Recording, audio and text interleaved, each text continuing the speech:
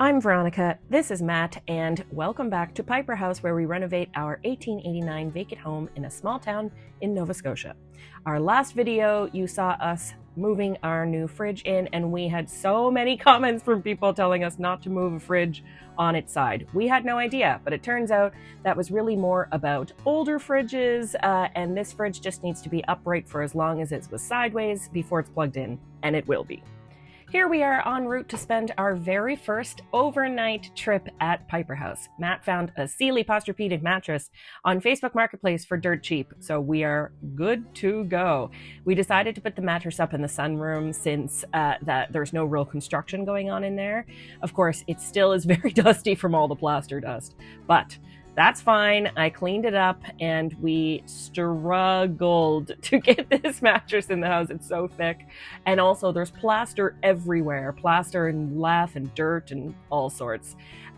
It was an impossible task to keep it in pristine condition, but we did our absolute best and eventually got it up the stairs and into the room. Hurrah.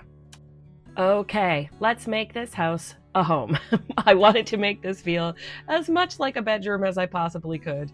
I've got some things at IKEA, I brought some sheets from home, just tried to make it as cozy and comfortable as it could be because this house is not very comfortable with all the plaster and dust and things. But I think I did a pretty decent job.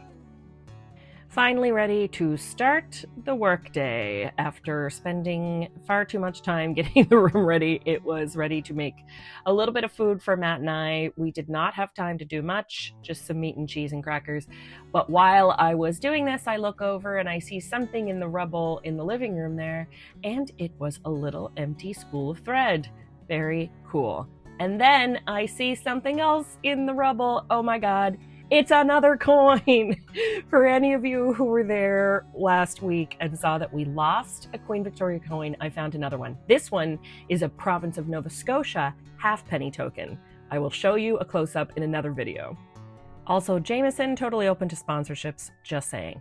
The trim on this side of the entryway is far smaller and narrower than the width on the other side of the same doorway, so I thought that was interesting.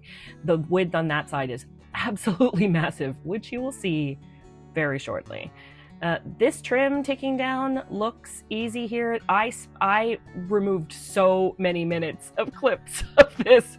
Oh yes, I found a small thimble. It's like a really tiny thimble. It barely even fits on my pinky finger. It is that small. It must be a child size. But anyways, super, super cute little thimble. Here I am back out in the hallway, just trying to remove the last few pieces of trim from that front door. Moved back into the living room here, and while Matt was tidying up, I really wanted to be able to sort of thoroughly go through the rubble to make sure there was nothing of value left. Matt and I have very different opinions on this. He thinks we just need to shovel it out and get going, but there's so many interesting things we found thus far. I just really wanted to be sure. This, I believe, is a tailor's ham. That's how it feels. A very crude sort of homemade one, but still very interesting for someone like me, let me tell you. Tailor's ham, by the way, is for pressing seams and things. This is another piece of that beautiful old wallpaper. Now here I am saying to Matt about how the house is balloon construction, and he's telling me, no, it's not balloon construction. And I said, I'm pretty sure it is. He said, no, and here's why. And over he goes to try and prove me wrong, and yet when he gets over there, he says, oh, actually, I think you're right. It is balloon construction. And I say, see, I was right. Just a little insight into the life and times of Matt and Veronica. As the time goes on, we find ourselves taking more and more of these just sort of pause and reconnect and check in with each other breaks because, boy, oh boy, it's a long project. We knew what we were getting ourselves into, but it doesn't make it any less physically strenuous, I should say. So back I go. I just am so determined to finally clear this one room so I can feel like I accomplished something that day. This was getting later in the day at this point, and Matt, look at me, was struggling. Hi. How's it going? You know what I really love? What? Plaster.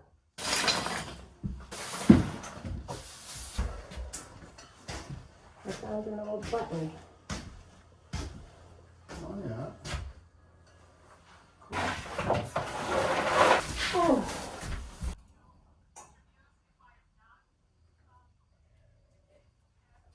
To Piper House. We wanted to enjoy our first glass of wine in the house, so we chatted and looked around and figured things out, and it was actually a really nice time to kind of just pause for a minute, but we still had lots of things we wanted to accomplish. I kept cleaning up down here. Matt went upstairs to tear down some lath, and he's in the room right above the living room, and listen to how loud it is.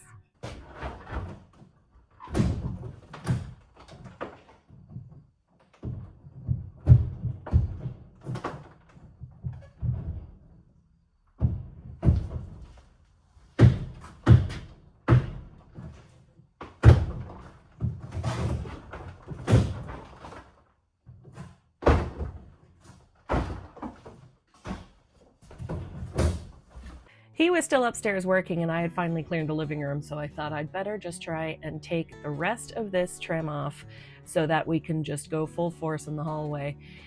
This was a really, really nice weekend, I must say. It gave us a lot of time to pause and look around, which we don't get a lot of time to do usually because we're usually only there for a short amount of time and just trying to launch right into the work. Here is Matt setting up his kitchen with his headlamp on, and I was finally ready to call it a day. I was ready to put my comfy sneakers back on and sort of relax for the evening as much as one can relax in a house full of dirty plaster. Matt was getting right to work here on his little camp stove. We had potatoes and some sausages, and it was honestly a really, really nice meal considering we have no electricity. Took a while for the potatoes to cook, so in the meantime, we started to walk around the house. The width of these boards is just about 17 inches wide. That is unreal. And what they used for 2x4s. 2.5. By 5. 2.5 by 5. Unreal. And what are these squarer ones? Well, that's 3 by 3x3. Oh yeah, your standard 3x3. Plus up there, they would use 2x6 standard. That's not almost 9, 8 3/4 by 3. 8 3/4 by 3. That's amazing. No wonder this house is still standing after all its neglect. Our house.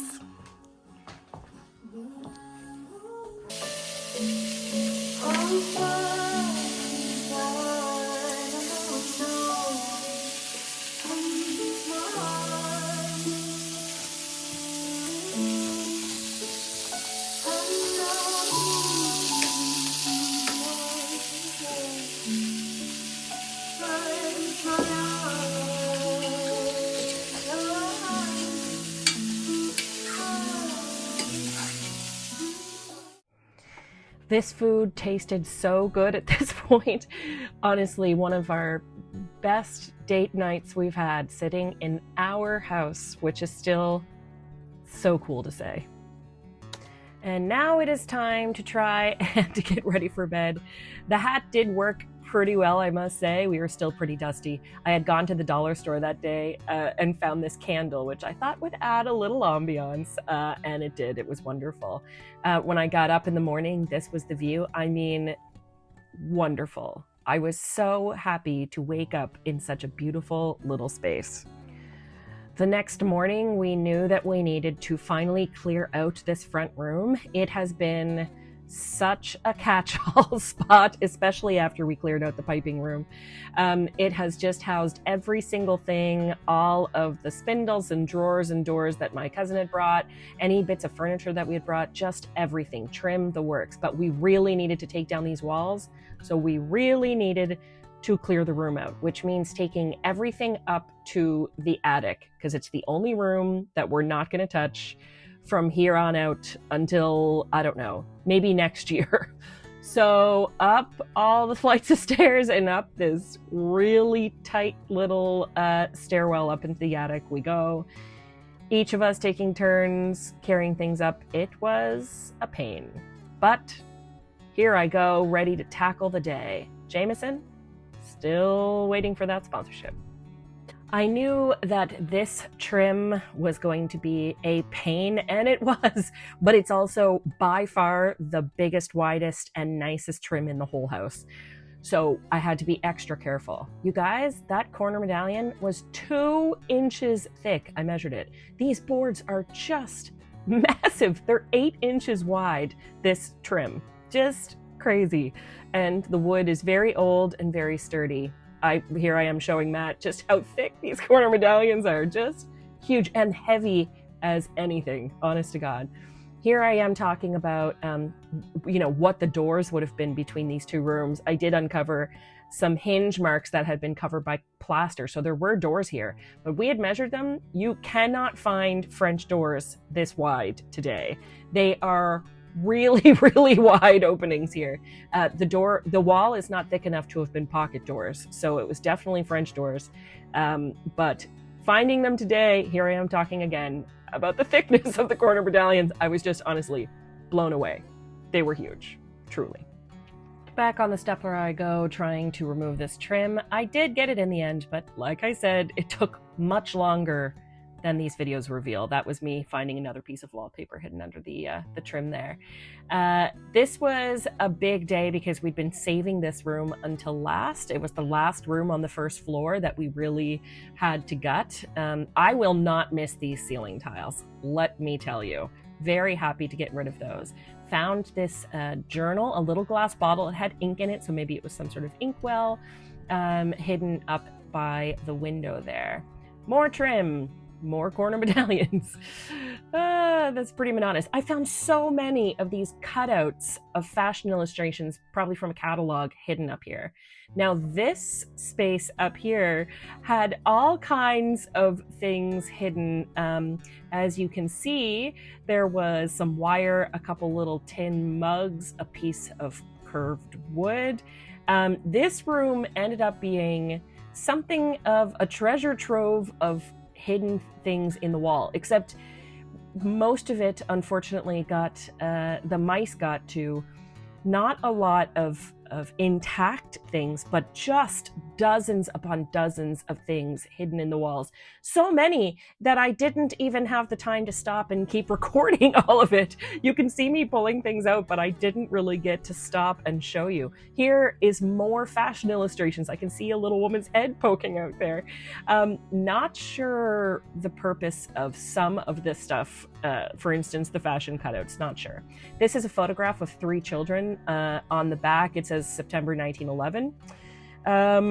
Why is there a photograph in the wall? I'm not sure. I found a pencil. It was just so much. Here's me stopping to make lunch, but I was fascinated by how much the light changed in this room while I was standing here making lunch. We didn't film a lot because our phones were both dying, but this is sort of where we were getting to towards the end of the day. We were probably 3/4 of the way done and we were going home that night. We just were trying to get, the last couple of corners down. That says double room, which I guess is what they're calling these 2 rooms together. So here we go. This corner of the room, this is a little kid's boot, a worn out boot. I mean, it was just hidden in the wall.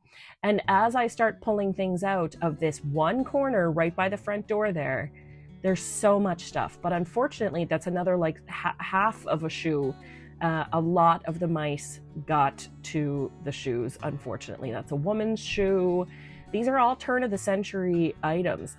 There was so much stuff down in this corner. There was also a lot of eaten fabric bits and paper and straw and it just so much. This was like a leg of a bit of a table, maybe. This was an old iron thing. That's another boot.